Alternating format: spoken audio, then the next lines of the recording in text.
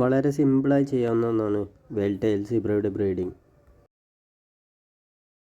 ഒരു പാത്രത്തിൽ കുറച്ച് വെള്ളം നിറച്ചിട്ട് ഇതുപോലെ ഒരു നെറ്റ് അതിൽ സെറ്റാക്കി എടുക്കുക. വൈകുന്നേരത്തോടെ മീനുകൾ അതിലിട്ടാൽ അടുത്ത ദിവസം വൈകുന്നേരമാകുമ്പോഴേക്കും മീനുകൾ മുട്ടയിട്ടിട്ടുണ്ടാവും.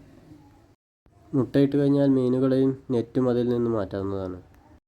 ഫോൺ വെള്ളത്തിൽ മുക്കി വീഡിയോ എടുത്തത് കൊണ്ടാണ് കേട്ടോ മുട്ടകൾക്ക് ഇത്രയും വലിപ്പം തോന്നുന്നത്. 2 ദിവസം കഴിഞ്ഞാൽ കുഞ്ഞുങ്ങൾ വിരിയുന്നതാണ്.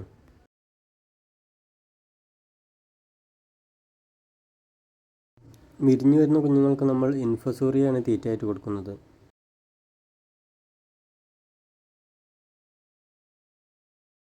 ഇൻഫസോറിയ ഉണ്ടാക്കുന്നതിൻ്റെ ഒരു വീഡിയോ നമ്മുടെ ചാനലിൽ ഉടനെ തന്നെ അപ്ലോഡ് ചെയ്യുന്നതായിരിക്കും.